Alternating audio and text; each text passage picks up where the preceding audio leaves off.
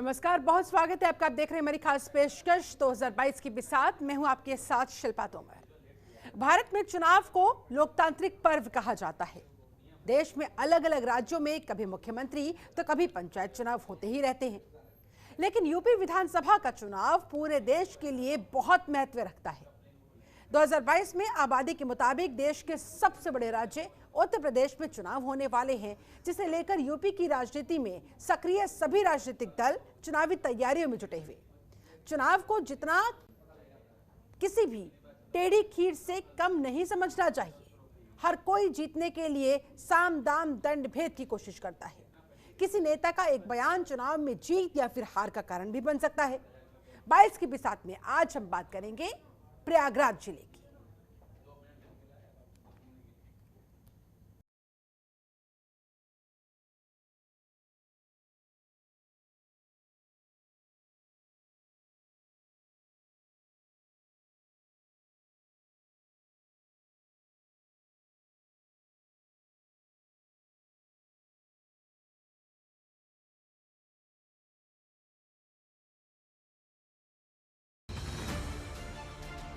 पूरे देश में संगम नगरी के नाम से विख्यात प्रयागराज का जितना धार्मिक महत्व है, उतनी ही उसकी राजनीतिक पहचान भी है। लोग इसे पंडित जवाहरलाल नेहरू की जन्मस्थली और लाल बहादुर शास्त्री की कर्मस्थली को लोग संगम नगरी भी कहकर पुकारते हैं। प्रयागराज का संसदीय क्षेत्र 1952 के चुनावों से पहले बने उत्तर प्रदेश राज्य के 80 लोकसभा क्षेत्रों में से एक है। प्रयागराज जिले में 12 विधानसभा क्षेत्र हैं। 3 नदियों के संगम पर स्थित है प्रयागराज। प्रयागराज जिले का प्रशासनिक मुख्यालय प्रयागराज शहर में स्थित है। ये गंगा, यमुना और सरस्वती नदियों के संगम पर स्थित है, जो इसे हिंदुओं के लिए एक पवित्र शहर बनाती है। ये शहर 98 मीटर की औसत ऊंचाई पर स्थित है और 5424 वर्ग किलोमीटर के क्षेत्र में फैला हुआ है। हिंदी प्रयागराज की आधिकारिक भाषा है, जिसमें अवधी और खारी बोली निवासियों द्वारा व्यापक रूप से बोली जाती है। कैसे मिला शहर को नाम? प्रयागराज शहर का पूर्व नाम अकबर ने साल 1583 में रखा था। इलाहाबाद का अर्थ अरबी शब्द इलाहा, अकबर द्वारा चलाए गए नए धर्म दीन ए इलाही के संदर्भ से अल्लाह के लिए, और फारसी से आबाद अर्थ बसाया हुआ, यानी कि ईश्वर द्वारा बसाया गया या ईश्वर का शहर है। 16 अक्टूबर 2018 को उत्तर प्रदेश के मुख्यमंत्री योगी आदित्यनाथ ने इसका नाम इलाहाबाद से बदलकर प्रयागराज कर दिया। 16 अक्टूबर से पहले लोग इसे इलाहाबाद के नाम से जानते थे। प्रयागराज का राजनीतिक इतिहास। आजादी के बाद 1952 में लोकसभा का पहला चुनाव हुआ। तब इलाहाबाद फूलपुर संयुक्त संसदीय क्षेत्र था। पंडित जवाहरलाल नेहरू इलाहाबाद पूर्व सीट से जीतकर संसद पहुंचे थे और इसके बाद लाल बहादुर शास्त्री, हेमवंत नंदन, Bahuguna, Janeshwar Mishra, Amitabh Bachchan, VP Singh, doctor Murli Manohar Joshi, SP नेता रेवती रमन सिंह इस सीट से सांसद रह चुके हैं। वर्तमान में बीजेपी नेता श्याम चरण गुप्ता यहां से सांसद हैं। प्रयागराज की विरासत। भारत में ब्रिटिश सरकार ने लंबे समय तक शासन किया। साल 1857 की क्रांति से लेकर स्वतंत्रता तक प्रयागराज प्रमुख केंद्र रहा। ब्रिटिश सरकार ने यहाँ पर बेहतरीन इमारतों का निर्माण कराया। अंग्रेजों द्वारा बनवाए गए इमारतों की बनावट पश्चिमी वास्तुकला से प्रेरित थी। चर्च, शिक्षण संस्थान, महल, प्रशासनिक भवन, इन सब का निर्माण पश्चिमी सभ्यता में हुआ है। प्रयागराज का मेयो मेमोरियल हॉल साल 1879 में आर राकेल बैने द्वारा बनवाया गया था। 19वीं और 20वीं शताब्दी की स्थापत्य कला का बेहतरीन उदाहरण थॉर्नहिल मेन मेमोरियल है। इसका निर्माण लेजिस्लेटिव असेंबली की बैठक के लिए करवाया गया था। भौगोलिक स्थिति। प्रयागराज का क्षेत्रफल 5482 वर्ग किलोमीटर है। साल 2011 की जनगणना के अनुसार यहाँ की जनसंख्या 59,54,000 है। प्रयागराज जिले का लिंग अनुपात 1000 पुरुषों पर 901 महिलाएं हैं। यहाँ की साक्षरता दर 72.3% है। प्रयागराज में विधानसभा की 12 सीटें हैं। जनतंत्र टीवी।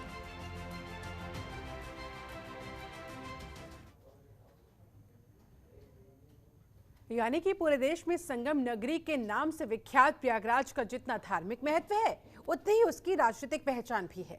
लोग इसे पंडित जवाहरलाल नेहरू की जन्मस्थली और लाल बहादुर शास्त्री की कर्मस्थली के तौर पर संगम नगरी कहकर पुकारते हैं।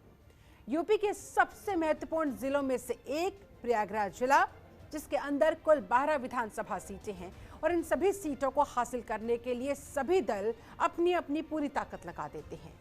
आज इसी कड़ी में बात करते हैं इन्हीं 12 विधानसभा सीटों की।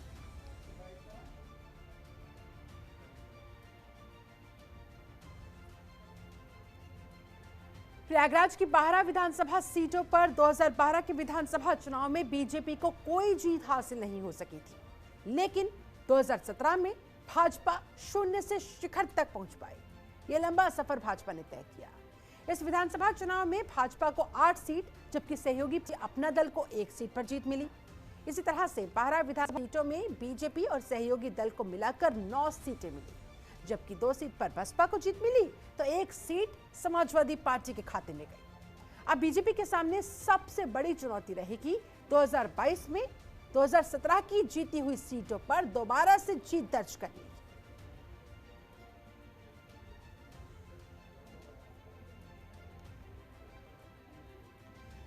साल 2017 में जहां प्रयागराज में बीजेपी की आंधी चली थी, वहीं 2012 में बीजेपी का यहां पर खाता तक नहीं खुल सका था। सपा ने यहां 8 सीटों पर 2012 में जीत दर्ज की, वहीं बीएसपी के खाते में पहुंची 3 सीटें और कांग्रेस को 1 सीट से ही संतोष करना पड़ा था। ये आंकड़े हैं साल 2012 विधानसभा चुनाव के नतीजों के।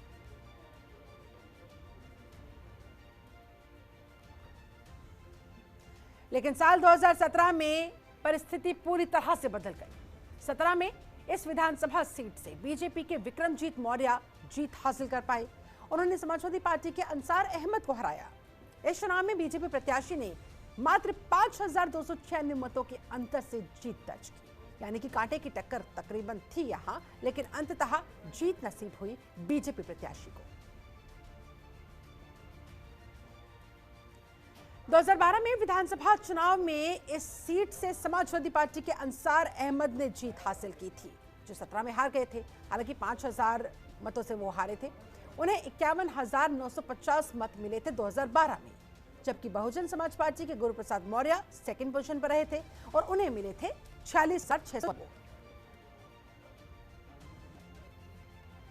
इलाहाबाद जिले की फाफामऊ विधानसभा सीट की अब बात करते हैं, जिसका नाम कई बार बदला। पहली बार 1951 में सोराव दक्षिण के नाम से ये विधानसभा सीट जानी जाती थी, लेकिन 1957 में सोराव पश्चिम के नाम पर हो गई। 1962 से 1969 तक कोड़िहार और 1974 में परिसीमन के बाद इसका नाम हो गया नवाबगंज। चुनावी इतिहास के 16 चुनाव में सबसे ज्यादा कांग्रेस प्रत्याशियों की इस सीट पर जीत हुई। इस विधानसभा सीट से बहुजन समाज पार्टी के 3 प्रत्याशी चुने गए। वहीं अभी तक लोक दल और अपना दल को बस एक बार ही मौका मिला है। प्रयागराज उत्तर प्रदेश का सबसे ज्यादा विधानसभा वाला जिला है। यहां पर कुल 12 विधानसभा सीटें हैं। फाफामऊ विधानसभा सीट पर पहली बार राम मंदिर की लहर में साल 1991 में भारतीय जनता पार्टी यानी कि बीजेपी ने सीट पर जीत दर्ज की थी। फिर साल 2012 में परिसीमन के बाद फाफामऊ नाम से विधानसभा सीट अस्तित्व में आई और इस सीट पर अब तक 2 बार विधानसभा चुनाव हुए हैं। इस तरह का पूरा फाफामऊ विधानसभा सीट का रहा है सियासी समीकरण। कई बार इस सीट का नाम बदला गया, कभी 51 में, कभी 62 से 69 तक के बीच कोड़िहार के नाम से जाना जाता था, तो वहीं 74 में इसका नाम नवाबगंज कर दिया गया। चुनावी इतिहास के अगर परिप्रेक्ष्य में बात की जाए तो 16 बार सबसे ज्यादा यहां पर कांग्रेस पार्टी के प्रत्याशी की जीत हुई है, यानी कि कांग्रेस का अच्छा खासा दबदबा इस सीट पर माना जाता रहा। साल 2017 के विधानसभा चुनाव में सोराव विधानसभा सीट पर अपना दल ने जीत दर्ज की थी। सोराव विधानसभा सीट बेहद महत्वपूर्ण सीट। इस सीट से अपना दल के प्रत्याशी जमुना प्रसाद को लगभग 17,000 वोटों से जीत हासिल हुई थी। सोराव से अपना दल के प्रत्याशी को कुल 77,814 वोट प्राप्त हुए थे। इसके साथ ही बसपा की प्रत्याशी गीता देवी के हाथ यहां मायूसी लगी। उन्हें कुल 60,000 वोट ही हासिल हो पाए थे और इस तरह से उन्हें हार का सामना करना पड़ा।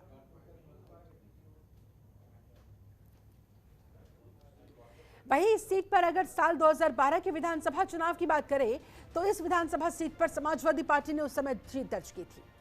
जाहिर सी बात है, समाजवादी पार्टी का जबरदस्त परचम साल 2012 में लहराया था और उसी के दम पर वो सरकार भी बना पाए थे। सपा के प्रत्याशी यहां इस सीट से,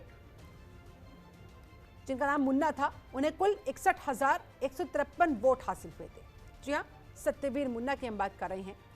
तो वहीं बीएसपी के बाबूलाल भावरा को 47,852 वोटों से ही संतुष्टि करनी पड़ी।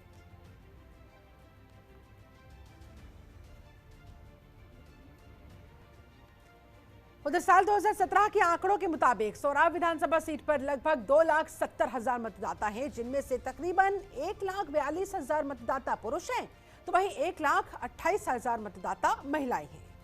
वहीं अगर इस सीट की जातीय समीकरण की बात करें तो यहां पर 1,00,000 पासी, 60,000 यादव, 50,000 ब्राह्मण और 30,000 के तकरीबन मौर्य समुदाय के लोग शामिल हैं। इस तरह का ये सोराव विधानसभा सीट का है पूरा सियासी समीकरण।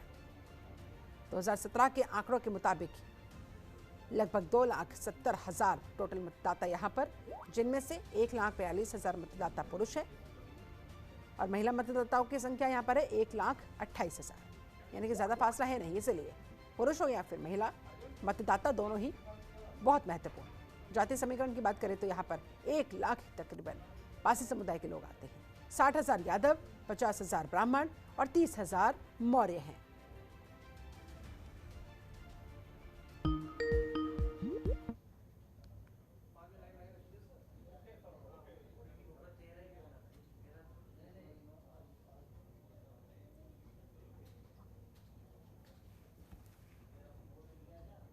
और अब बात फूलपुर विधानसभा सीट की। 2017 में फूलपुर सीट पर बीजेपी के प्रवीण कुमार सिंह ने जीत दर्ज की।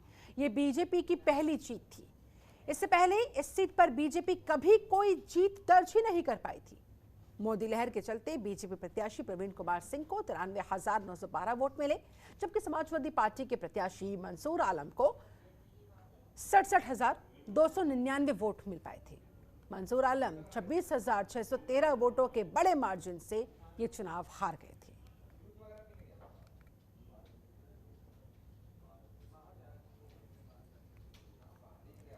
सोलहवीं विधानसभा चुनाव में समाजवादी पार्टी के सैयद अहमद ने बीएसपी के प्रवीण पटेल को हराया था।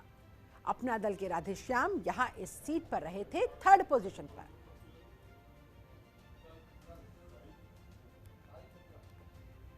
प्रयागराज विधानसभा सीट एक वीआईपी सीट के तौर पर जानी जाती है। आजादी के बाद यह सीट नेहरू परिवार की सीट मानी जाती रही। आजादी के बाद से ही इस सीट पर 1952 से लेकर 1962 तक देश के पहले प्रधानमंत्री जवाहरलाल नेहरू का कब्जा रहा। उसके बाद उनकी बहन विजय लक्ष्मी पंडित ने इस सीट का प्रतिनिधित्व किया। फिर आया परिसीमन, और परिसीमन के चलते यहां पर बदले हुए समीकरण दूसरे दलों को भी इस सीट पर जीत दर्ज करने का मौका मिल पाया। इस विधानसभा सीट पर बीजेपी 2017 में पहली बार अपनी उपस्थिति दर्ज करा सकी, जीत हासिल कर सकी। इससे पहले भारतीय पार्टी इस सीट पर 1991 और 1993 में दूसरे स्थान पर रही थी, हालांकि जीत कभी नहीं पाई थी। जीती पहली बार मोदी लहर में 2017 में। वहीं बात करें 1979 की, तो पहली बार इस सीट पर बहुजन समाज पार्टी के रमाकांत ने जीत दर्ज की, यानी कि बसपा का भी खाता यहां पर खुला 1979 में। फिर साल आया 1991 का, जब जनता दल ने इस सीट पर अपने कब्जा जमाया। जनता दल के विधायक रमाकांत यादव 1993 में समाजवादी पार्टी का दामन थामे और सीट से फिर वो विजयी हुए। इस तरह से ये पूरा फूलपुर विधानसभा सीट का रहा सियासी समीकरण। काफी अप्स एंड डाउन्स इस सीट पर यहां इस विधानसभा में लोगों ने देखे।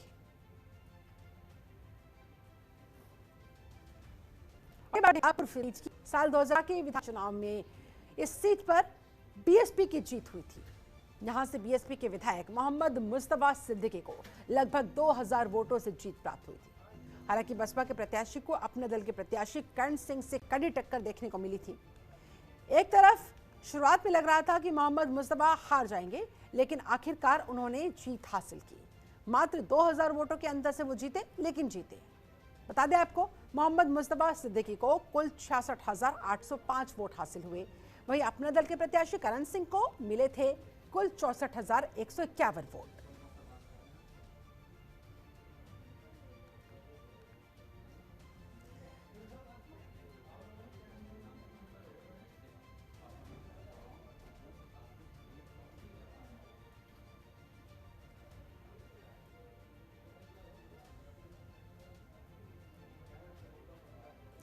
वहीं अगर साल 2012 के चुनाव की करें तो इस विधानसभा सीट से समाजवादी पार्टी ने जीत हासिल की थी। इस सीट से सपा के विजया यादव जीते थे। विजया यादव ने बीएसपी के मुस्तफा सिद्दीकी को 12,000 वोटों से हरा दिया था।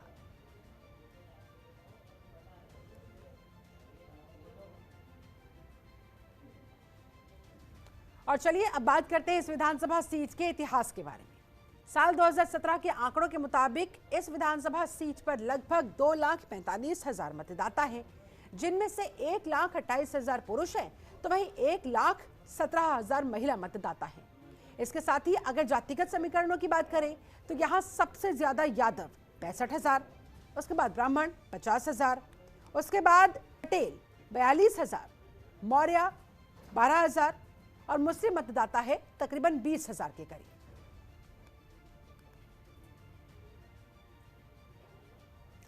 और चलिए आगे बढ़ते हैं, अब बात करते हैं अगली विधानसभा सीट की, जो है हंडिया सीट। 2017 में जब पूरे प्रदेश में मोदी लहर चल रही थी, उस समय भी इस सीट पर बीजेपी की हार हुई। इस सीट पर बीएसपी के प्रत्याशी हाकिम लाल ने जीत दर्ज की। उन्होंने बीजेपी अपना दल गठबंधन की प्रत्याशी प्रमिला देवी को 8,526 मतों से हराया था।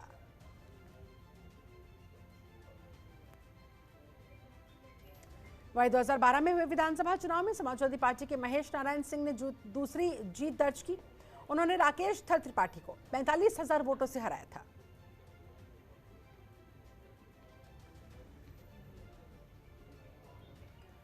हंडिया विधानसभा सीट पर समाजवादी पार्टी और बसपा के प्रत्याशियों की बारी बारी से जीत होती रही है। एक बार मौका मिलता है सपा को, अगली बार मिल जाता है बसपा को। वहीं यह सीट इलाहाबाद की महत्वपूर्ण सीटों में से एक है। इस सीट पर राकेश थर त्रिपाठी का वर्चस्व रहा है। इस सीट से वो 4 बार विधायक चुने गए। उन्होंने जनता पार्टी से शुरू की तो अंतिम दौर में वो बीजेपी में शामिल हुए। इसके पहले वो सभी राजनीतिक दलों की सदस्यता को लेकर चुनाव लड़ चुके हैं। वो बीजेपी के एकमात्र ऐसे विधायक हैं जिन्होंने इस सीट पर कमल खिलाने में कामयाबी हासिल की। इस विधानसभा सीट पर अब तक की पूरे चुनाव में बीजेपी केवल 1996 में एक बार जीत दर्ज कर पाई है। हंडिया विधानसभा सीट में सबसे ज्यादा यादव मतदाता हैं। यहाँ पर यादव मतदाताओं की संख्या 1 लाख से भी ज्यादा मानी जाती है। वहीं 70,000 के करीब ब्राह्मण मतदाता हैं, 60,000 दलित मतदाता हैं, 10,000 ठाकुर मतदाता भी इस सीट पर शामिल हैं।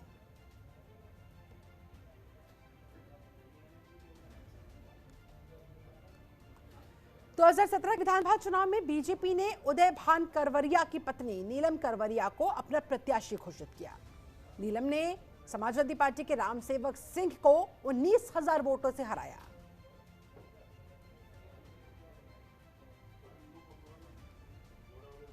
वहीं साल 2012 में हुए विधानसभा चुनाव में समाजवादी पार्टी के गिरीश चंद्र ने जीत दर्ज की। गिरीश चंद्र ने बीएसपी आनंद कुमार को 740 वोटों के कम मार्जिन से हराया, लेकिन हराया।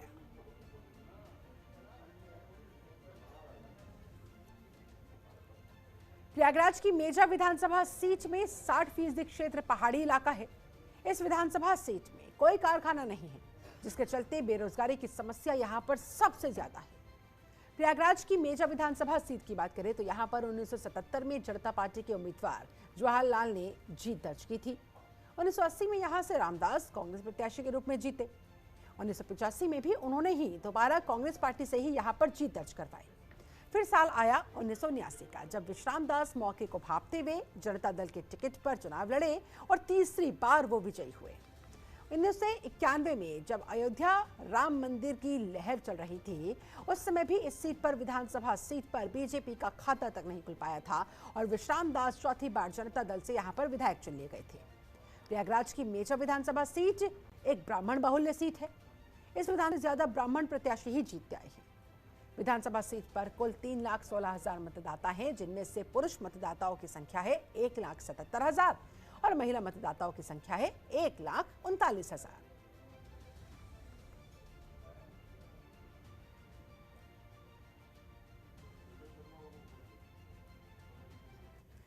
आज बात हुई प्रयागराज जिले की 12 विधानसभा सीटों में से 6 विधानसभा सीटों की। बाकी की सीटों की कल होगी बात। चलिए इसी के साथ मुझे दीजिए इजाजत। नमस्कार।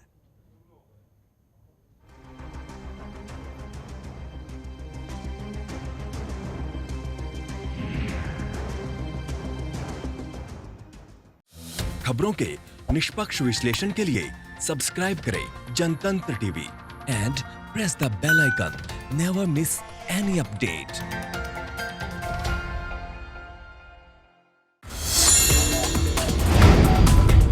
Download the Janatantra TV app, available on Google Play and App Store. Download it now.